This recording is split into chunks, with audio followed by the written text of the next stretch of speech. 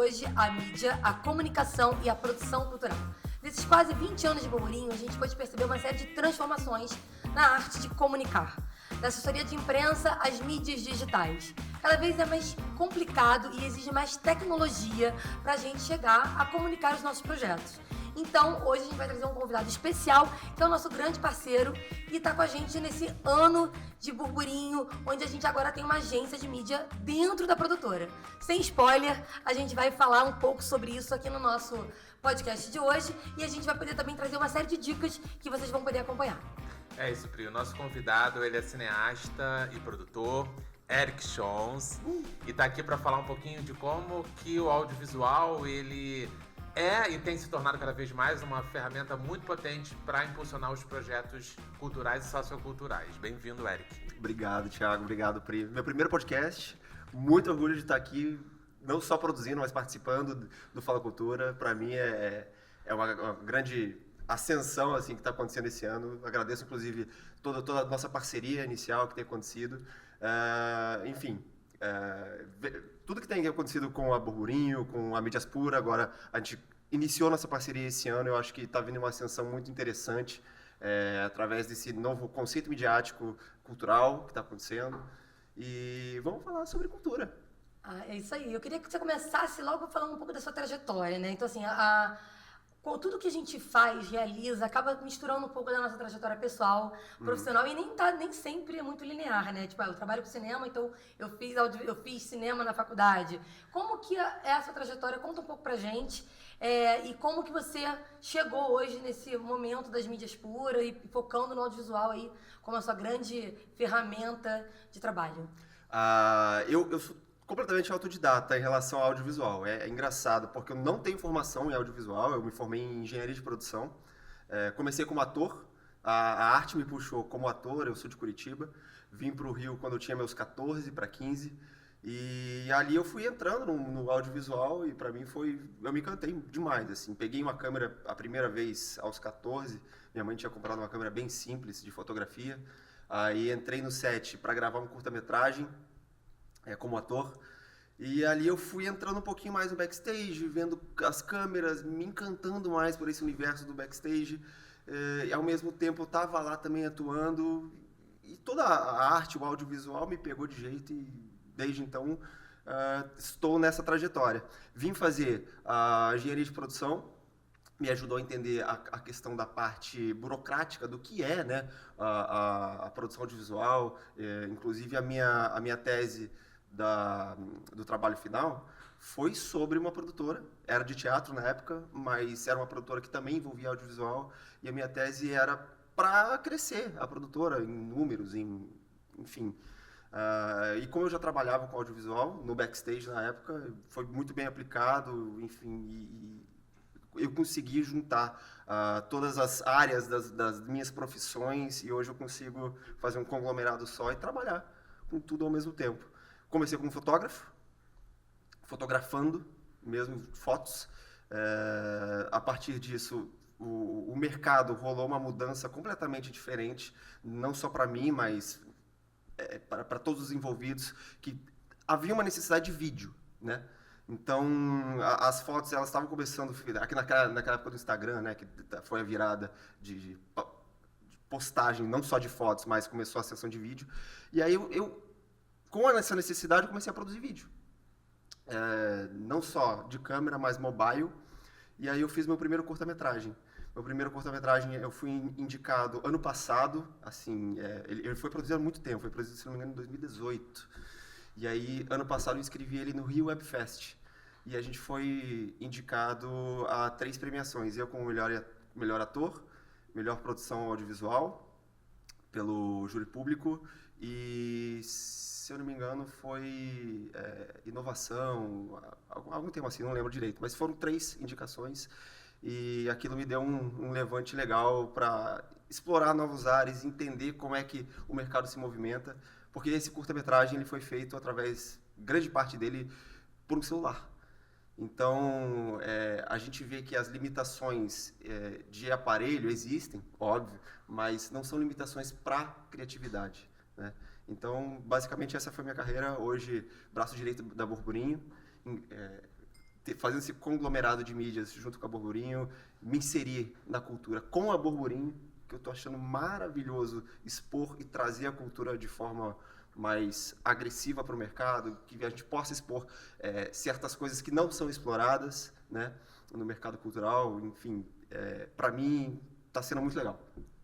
E como que você enxerga assim as diferenças principais em se dedicar a produzir conteúdo mais artístico para o cinema ou para uma websérie, ou mesmo para a internet, mas no sentido mais da linguagem do cinema, e você produzir como videomaker ou, né, produzir o conteúdo para as redes sociais, para o Instagram, assim, quais são as principais diferenças artísticas, mas também profissionais, né, de mercado nessas duas linguagens? São linguagens completamente diferentes. Completamente. A gente vê uma linguagem na internet muito mais dinâmica, muito mais... as pessoas, elas estão sem paciência, cara. A galera rola o feed, assim, de uma maneira surreal. Então, a gente tem que ter uma linguagem mais dinâmica, uma linguagem que tem um gancho completamente diferente, mas ainda assim eu tento aplicar o artístico do cinema. O cinema, a gente tem uma linguagem mais filosófica em relação à fotografia. Fotografia na foto, né? Fotografia é luz, quando a gente se trata de cinema. Então, essa linguagem filosófica é algo mais lúdico, onde a gente consegue implementar uma luz de trás, algo mais colorido. Por exemplo, se a gente vê aqui no estúdio, a gente tem uma linguagem implementando o cinematográfico também. A gente tem pontos de luz diferentes, mas, ao mesmo tempo, através da distribuição que é a internet, a gente consegue trazer, através dos cortes, a linguagem da internet também. Então, aplicando esse formato de cinema filosófico e embolei. Aplicando esse formato de cinema filosófico e fazendo essa adaptação para a internet, as duas coisas, elas se juntam e funcionam super bem. Muito legal. Você sabe que a primeira linguagem que você me chamou a atenção foram os reels, né? Então, eu já conhecia o seu trabalho, e aí a gente fez um trabalho pessoal, né? E eu vi o reels, e o teu reels engajava. Eu falei, gente, que interessante. Não é só a ferramenta, né? É verdade, tem muitas ferramentas. Mas o que faz diferença, de fato, é a linguagem. Você chama de filosofia, né? A gente está falando de linguagem, e a linguagem estética para determinados tipos de fruição. Seja nos 3 segundos que a gente roda no short lá do YouTube, ou do TikTok, ou do Instagram, ou numa linguagem que a gente se propõe assistir um filme e ter mais tempo, né, nessa experiência. E aí você me chamou a atenção pelos reels, né? Então, uma curiosidade, a gente fez um projeto rápido, que foi depois do Innovation Week, e a gente teve uma primeira conversa, né? Porque como o universo da cultura e da comunicação mudou muito, e a gente tem 20 anos, então a gente percebeu essa mudança, como é que a gente comunica os nossos projetos, como é que a gente fala com o nosso público, como a gente consegue chegar na ponta, como a gente consegue falar com os nossos investidores. E aí a gente conversou, falei, Eric, você nunca pensou em ter aí uma agência? Como é que você trabalha com a agência? Porque eu cheguei à conclusão, e eu acho que você vai concordar e vai poder falar melhor sobre isso, que, na verdade, a gente fala muito sobre mídias sociais, as pessoas pensam logo em anúncio. Ah, não, tem que fazer anúncio, tem que gerar engajamento. Que engajamento é esse? É curtida? É comentário? Aí você compra seguidores.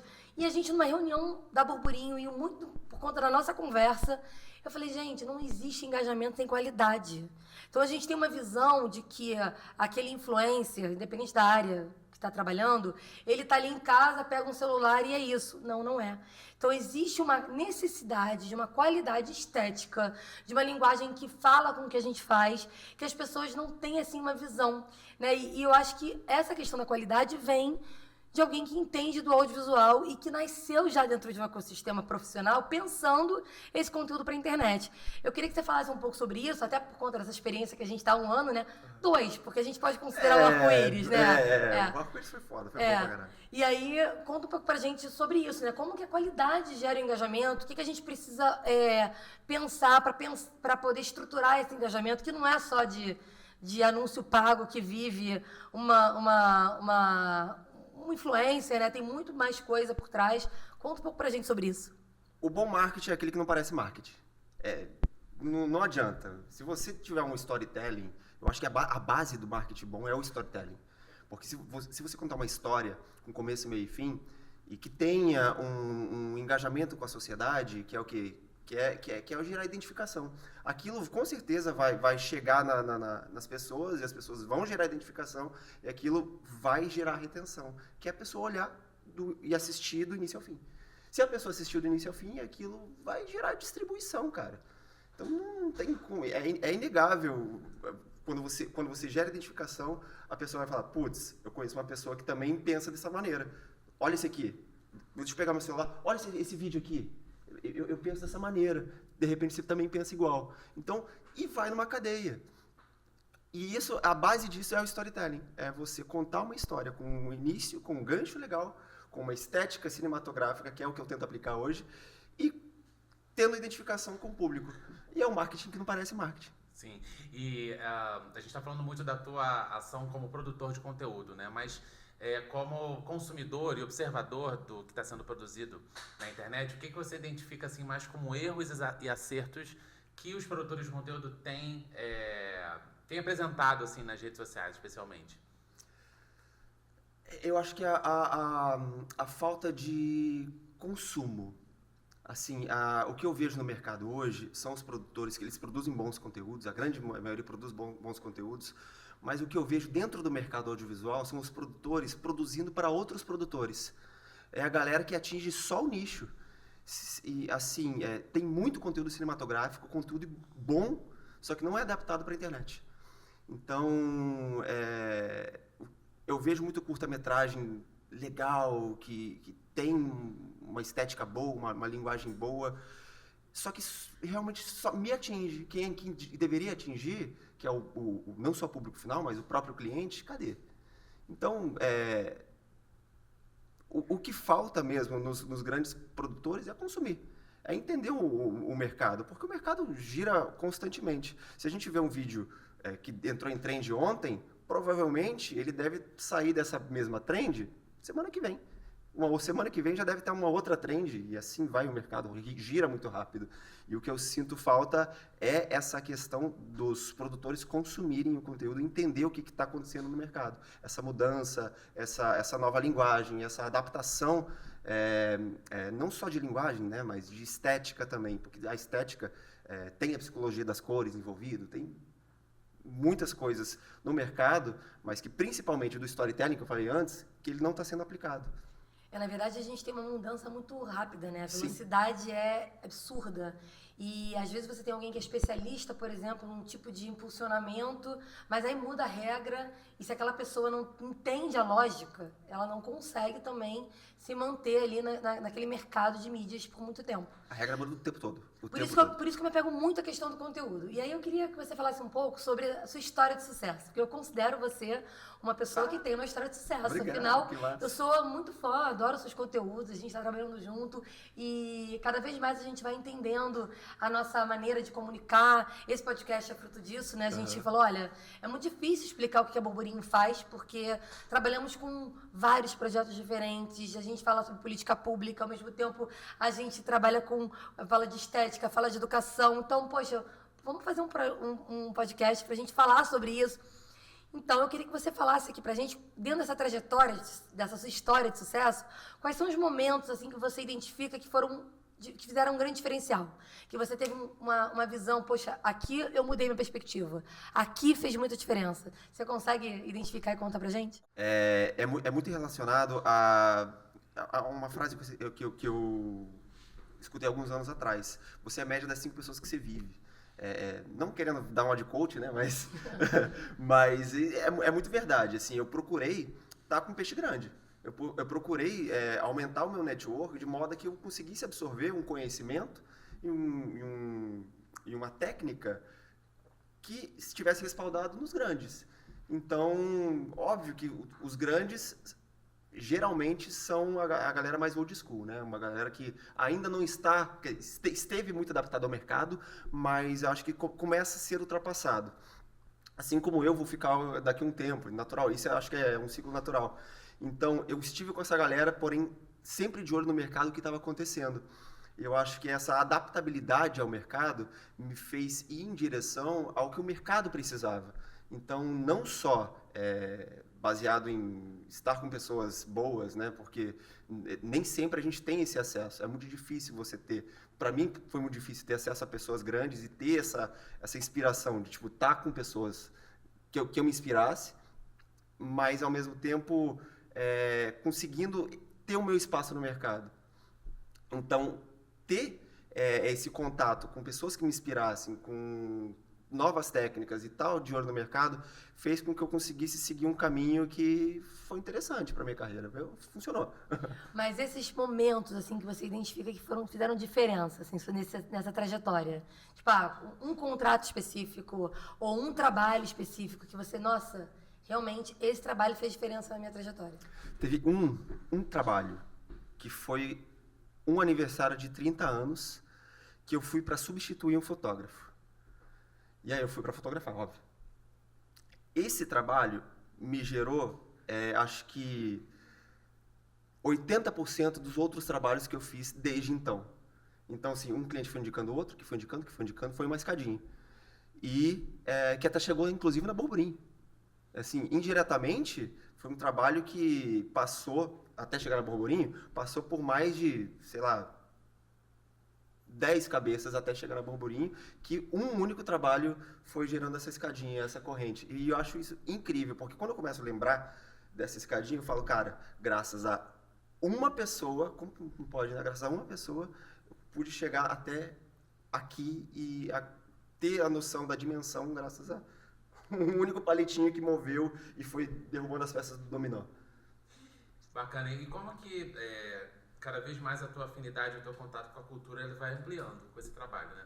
E como que você enxerga esse trabalho de produção de conteúdo para as redes, como que cada vez mais ele pode auxiliar o mercado cultural, os projetos culturais a expandirem, a ganharem mais público, ou até mesmo produzirem uma nova linguagem de acesso ao produto cultural?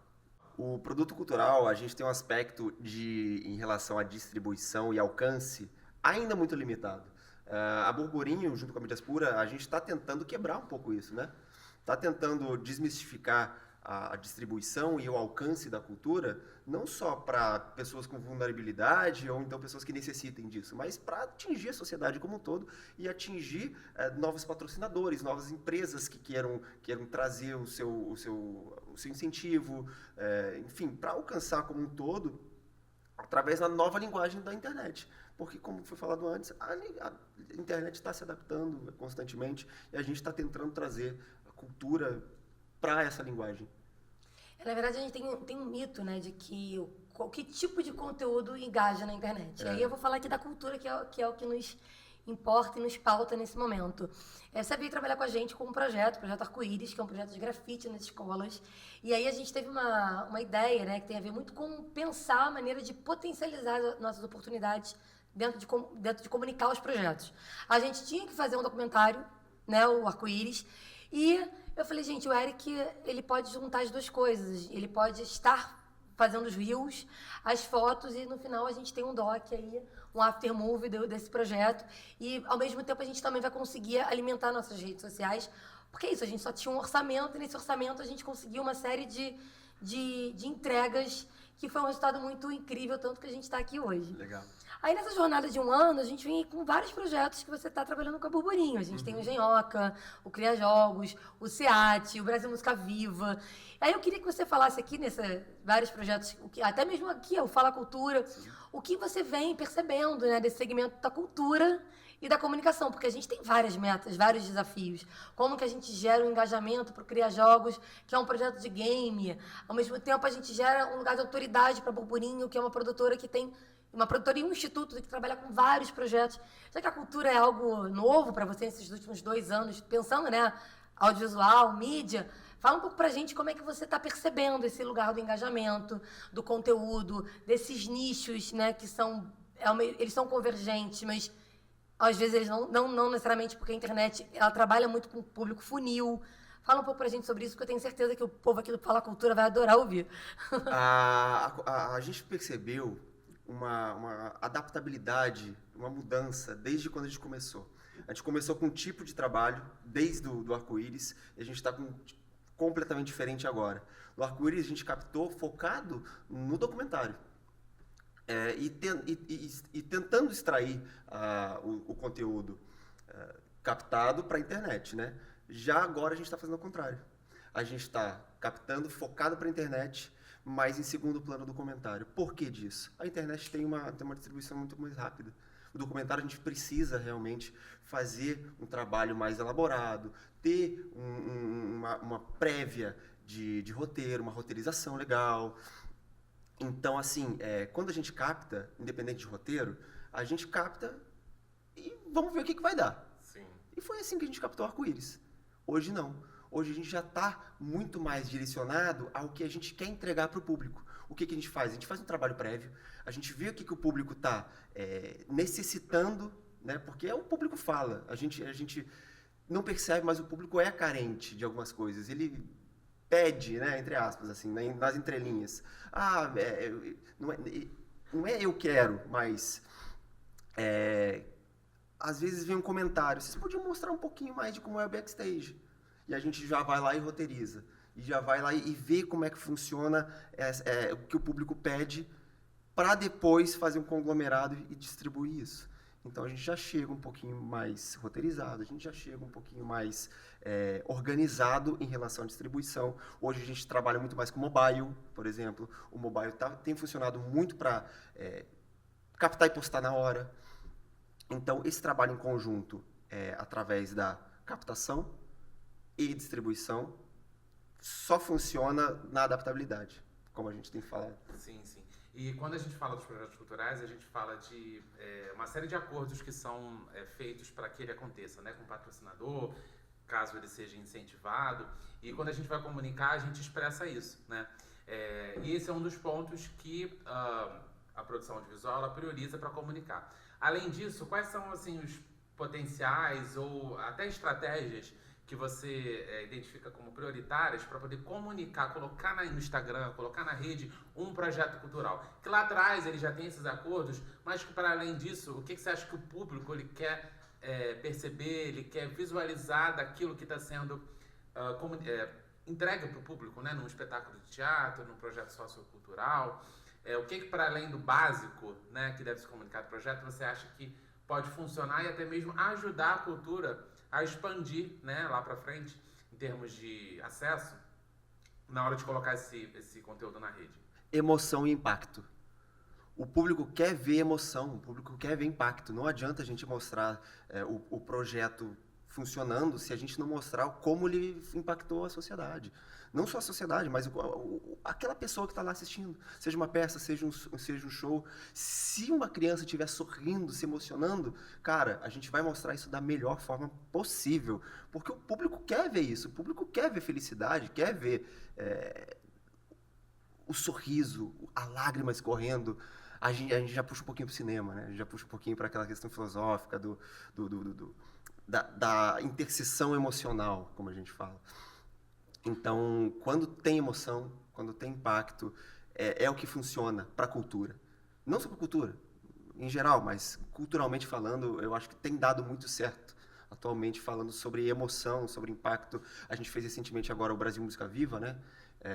Teve Rio de Janeiro e Curitiba até então. Foram dois públicos completamente diferentes. No Rio, aqui a gente teve o Bossa Nova, o Choro, para o espetáculo com as crianças. Teve um pouco da galera dançando, mas em Curitiba teve o rock and roll. E o rock and roll, como o público de Curitiba atingiu mais eles, as crianças foram e se emocionaram. A gente conseguiu mostrar muito bem disso.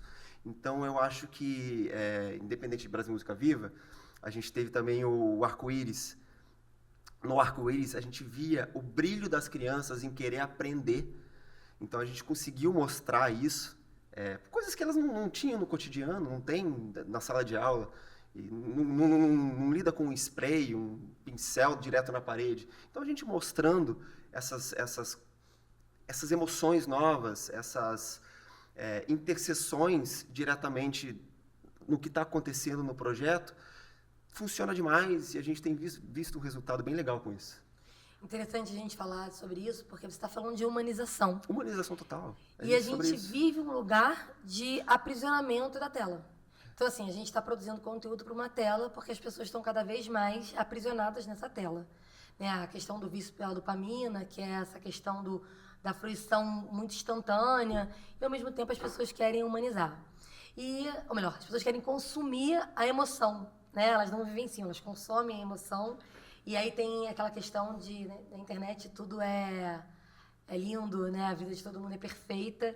E a gente vem percebendo que quanto mais próximo da verdade, né, daquilo que é de verdade, mais forte fica esse conteúdo, esse material. E as pessoas acreditam ainda na receita de bolo. Né? Então, assim, eu preciso fazer um storytelling para convencer que aquela pessoa faz... Não, na verdade, as pessoas querem consumir a verdade, né? E essa verdade, ainda assim, é um storytelling, porque você está posicionando uma luz, você está usando as palavras mais adequadas para fazer aquilo, para aquilo ter um impacto que faz sentido para o outro. Então, a gente está falando de emoções. Mas a cultura, né? E você está falando da lágrima. Bom, a gente está falando também de como que aquele conteúdo gera um engajamento e numa questão de uma perspectiva mais a longo prazo. Porque, às vezes, a gente pode ter um engajamento num vídeo, mas a gente está falando aqui de uma produtora, de um instituto que tem vários projetos, que tem projetos que são continuados, né? E aí tem os nichos desse projeto. Então, por exemplo, no Criar Jogos, que é a nossa escola de games, o que você sentiu que gera essa humanização? No Brasil Música Viva, você falou das crianças que estavam ali, né? Um festival de música que começou agora. Mas já no Engenhoca, a gente está falando de robótica. Para que público, né? E como que esse engajamento gera uma continuidade? Porque, tipo, se eu estou vendo esse conteúdo hoje do Criar Jogos, eu quero continuar vendo o Criar Jogos porque ele posta conteúdos que humanizam com a minha realidade, tem a ver comigo. Como é que você tem percebendo isso? É sutil, mas existe a diferença, né? Existe demais. Do que é instantâneo, porque, tipo, eu poderia colocar um conteúdo no meu pessoal, da Priscila, né, como CEO da Burburinho, presidente do Instituto, e gerar um engajamento pessoal, mas a gente busca, né, um desafio enorme, que é engajar a página daquele projeto, engajar a página da Burburinho.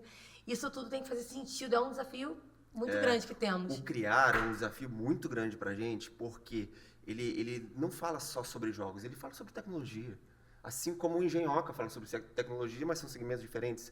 Mas no Criar, a gente fala sobre jogo e o jogo está na tela. Como é que a gente vai mostrar um jogo que está na tela? Como é que a gente humaniza um jogo? Cara, a gente vem com a história do criador. A gente vem com a história do que acontece mesmo, sabe? Do que realmente está por trás. Teve um jogo em específico que eu acho que foi Dandara. Dandara, sobre toda a história de Dandara, trouxe a história do jogo e era, acho que, se não me engano, baseado um pouco sobre a história do criador do jogo. Ele colocou um tequinho da história dele ali, misturou com Dandara e surgiu o jogo. E a gente tem visto a tendência, a receita de bolo funciona sim, mas se a gente não mostrar o que está por trás, o perrengue, as dificuldades, porque todo mundo passa dificuldade, a receita de bolo não vai funcionar. A receita de bolo funciona desde que você mostre a vida real também. E assim funciona, assim como no Criar Jogos. No Criar Jogos a gente tem priorizado agora os conteúdos mais tecnológicos mesmo, porque a revolução tecnológica está acontecendo, enfim. Eu tenho visto um movimento da tecnologia muito parecido com o dos anos 2000, né? Relacionada à computadorização, né? Então a IA está vindo muito forte. Então a gente está trazendo essas novas tendências como informativos, mas a partir do momento que vier uma tendência de jogo, um criador, a gente vai trazer isso de forma completamente humanizada, trazendo os perrengues, trazendo o que aconteceu para chegar lá, perrengues de equipe, perrengues de tecnologia, faltou, sobrou, enfim. É importante ter isso. No Engenhoca, eu fui captar uma vez lá em Niterói um processo do pássaro autômato. Eles estavam montando e pintando o pássaro autômato. Então, assim, não só surgiu o pássaro autômato ali, mas surgiram algumas ideias que não tem a ver com o pássaro autômato. Tem a ver com a criação e a criatividade mesmo. Então, teve uma menina que criou um barquinho, esse barquinho já acendia uma luz ali. Então, ela pôde expressar não só o sentimento dela, porque ela falou, nem esse barquinho, e vai ter o farol que ele vai iluminar e tudo mais. Eu tive dificuldade de colar essa parte, porque aqui foi difícil de passar a cola. Então, a gente mostrar essa humanização, essa dificuldade mesmo, porque a vida é perfeita só na internet. Só na internet. Mas se você mostrar para as pessoas que a vida também acontece por trás dela, tem uma conexão. Então, é mais sobre conexão mesmo. Bacana. E assim, se você tivesse que defender a importância, né, da produção de conteúdo audiovisual na cultura para o patrocinador, até mesmo, de repente, para um filme seu, né? A gente está falando aqui da produção para Burburinho, mas de repente para um projeto pessoal, né? Talvez ter aí a produção de conteúdo para um curta, para um material seu. Quais seriam os pontos principais, assim, que você acharia inevitável, assim, para apresentar para um financiador, especialmente? Primeira coisa, requisito técnico. Requisito técnico é importantíssimo. Eu acho que a gente ter uma base de pessoas que agreguem é nada mais justo, assim, precisa. A segunda questão é a justificativa do projeto. A gente vai atingir como? Como que a gente vai mudar o aspecto, seja tecnológico, seja cultural, de quem vai assistir esse filme, de quem vai assistir esse produto. Então, a gente, tendo um pouquinho de mudança, tendo um pouquinho de despertar para uma nova visão do espectador, eu acho que funciona legal. Assim, independente do projeto, a gente tem que trazer um novo despertar, uma nova visão para quem está assistindo. Bacana. E quando a gente fala de mídias sociais, a gente está falando de muitas plataformas, né? TikTok, Instagram, site, Facebook, LinkedIn. A gente sempre, de repente, surge a gente de não estar fazendo YouTube. É isso. Então, são muitas plataformas e para cada uma dessas plataformas exige uma linguagem, né? Uma estética, um público. E como é que você percebe o trabalho da Mídias Pura com essas multiplataformas? E já estendendo um pouco a pergunta, como é que essa relação, como é que pode ser também a relação com a assessoria de imprensa? Que a Burburinho tem, né? A gente trabalha com a imprensa e com a mídia. E elas são afins, ao mesmo tempo são trabalhos paralelos. Como é que você acredita que uma ajuda a outra? Muita gente acreditava, não, eu estou colocando no Instagram, eu replico no Facebook. Não, o mesmo conteúdo vai para o LinkedIn, a gente sabe que não é bem assim que funciona. Fala um pouquinho aqui para o nosso público como é que você vê essas diferenças entre as plataformas das mídias, né, sociais e esse trabalho, né, de convergência com a assessoria de imprensa. Vou começar com a assessoria de imprensa, que eu acho que sem ela a gente viveria uma dificuldade. Eu acho que a assessoria de imprensa é um agregador importantíssimo no trabalho das mídias, porque é uma forma de distribuição, e é uma forma de distribuição mais tradicional, onde a gente atinge um público completamente diferente, mas também une o público da internet, e tem uma capacidade orgânica muito grande. A assessoria de imprensa faz um trabalho com a gente que é imprescindível, precisa ter, eu acho que todo mundo deveria ter. E se tratando de omnichannel, os canais de distribuição, a gente tem linguagens diferentes, completamente diferentes, como você falou, Instagram, TikTok, Kawaii, YouTube. E quando a gente vai traçar a estratégia, a gente pensa na faixa etária de consumo. A gente tem uma faixa etária ali no Instagram diferente do YouTube, que é diferente do Kawaii, que é diferente do TikTok. Não só faixa etária, mas padrões de consumo também. Cada plataforma tem seu padrão de consumo e cada plataforma também tem o seu público-alvo. Então a gente vai ter um público mais que quer ver um conteúdo mais bagaceiro no TikTok, um conteúdo mais jogado. A gente tem um público no Instagram que é um pouco mais rebuscado, um público que quer ver um conteúdo mais de qualidade. A gente tem um público que passa horas vendo YouTube e é um público um pouco mais velho, assim, dependendo do segmento. Mais velho, não estou falando velho, pelo amor de Deus, é um público entre 25 e 40 anos, né? Mas que tem um tempo a mais para tirar ali no YouTube e consegue ter esse tempo para ver YouTube, nem que seja dar o play e lavar a louça. Então, para dar o play e lavar a louça, a gente tem que entender o que a pessoa está ouvindo. Se a pessoa está ouvindo coisas nada a ver, assim, então provavelmente ela vai pular de vídeo.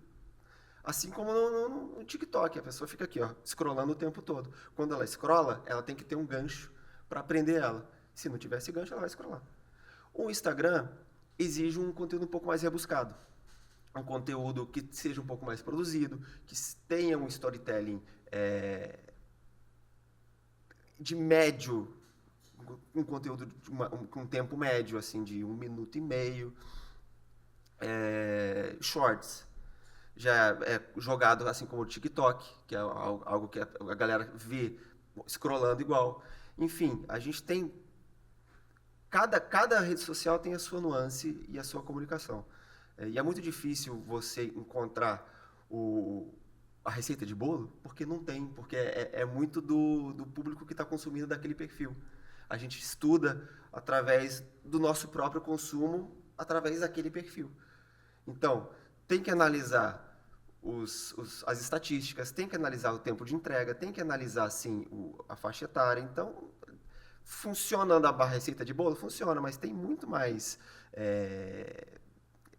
dados que você precisa analisar para você atingir e fazer o conteúdo correto para cada plataforma. Legal, a gente falou, você citou, né, rapidamente a questão da inteligência artificial, né, as mecânicas aí das plataformas de streaming, assim, o que você vê de principal tendência que vai se expandir ou novas ondas aí que possam vir a longo prazo, né, para a produção desse tipo de conteúdo?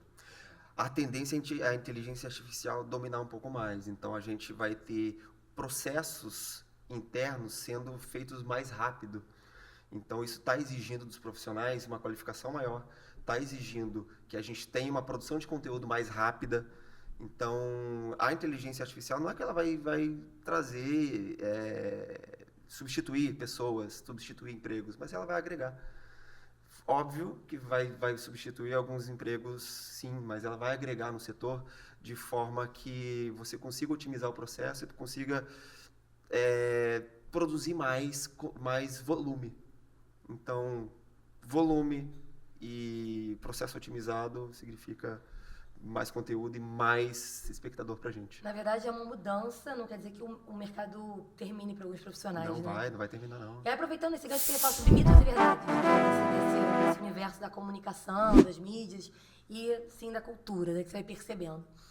E a primeira pergunta é, todo mundo que trabalha com conteúdo audiovisual na internet é necessariamente pessoas que são formadas em cinema, estão trabalhando com cinema? Eu sou prova viva que isso não acontece, assim.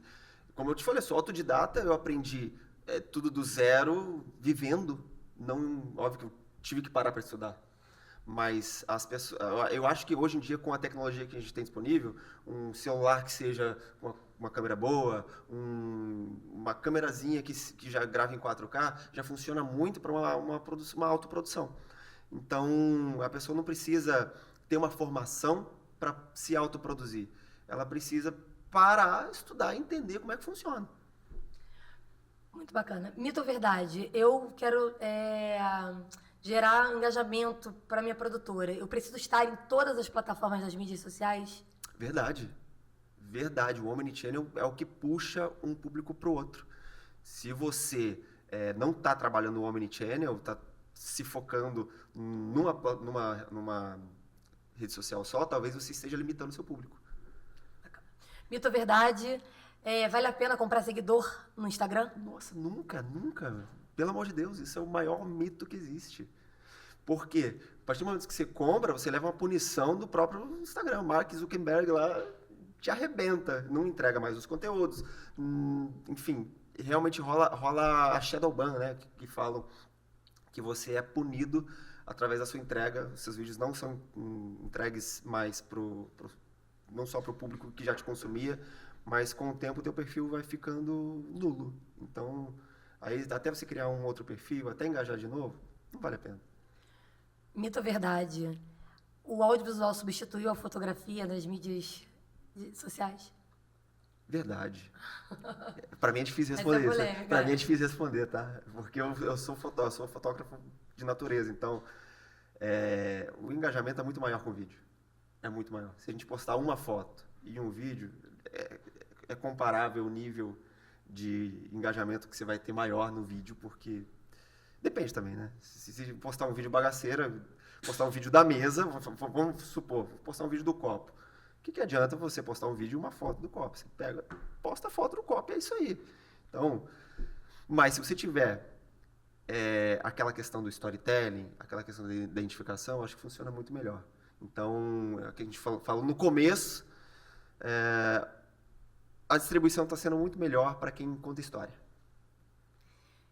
Estamos chegando ao fim. Passou super rápido, a gente conversa mesmo. A gente Não, vai poderia embora, estar vai falando embora. aqui sobre todos os projetos, todas as estratégias. A verdade é que essas estratégias não estão prontas, né? Elas estão o tempo todo em construção, em pensamento, e não é algo que vem daqui para cá, daqui para lá, porque a gente precisa construir É um junto, conjunto, é. né? E aí tem a questão da humanização, tem a questão do ecossistema da cultura, dos nichos que a gente está trabalhando. Então, eu queria te agradecer por ter topado o desafio da gente estar falando. Eu falo muito que o profissional do audiovisual é igual o médico, ele tem que ficar se atualizando o tempo todo. É verdade. Na verdade, acho que no mundo hoje a gente se atualiza o tempo todo. Não tem muito jeito, Não né? tem muito jeito. As coisas estão mudando realmente muito rápido. Isso assusta muito. O que não quer dizer que a gente vai ser substituído pela essa tecnologia. Eu acho que isso é um grande medo. Tem um ponto que eu falo muito para os meus alunos, né? E falo no Engenhoca, sobre a questão da criatividade. Né? A gente tem que olhar para o mundo de uma forma criativa. Se a gente olha para o mundo de uma forma criativa e a gente potencializa a nossa criatividade, a gente tem mais adaptabilidade para conseguir pensar soluções, se adaptar ao que está acontecendo. Então, esse olhar criativo, ele potencializa. Eu acho que você tem isso na sua vida, acho que eu tenho na minha, acho que a Burburinho tem isso, né? A gente tem isso como um grande aliado. E por isso que talvez a gente não tenha medo dessa tecnologia, porque a gente entende que ela pode ser útil, obviamente. Agregadora, ela agrega, né? Se ela for utilizada de forma boa, né? Inteligente, né? Inteligência. Perfeito. Éric, obrigado pela presença. Obrigado, Thiago. Agradecer para quem está assistindo a mais um episódio. Pedir mais uma vez para não deixar de curtir, ativar o sininho, compartilhar com os amigos, se inscrever no canal.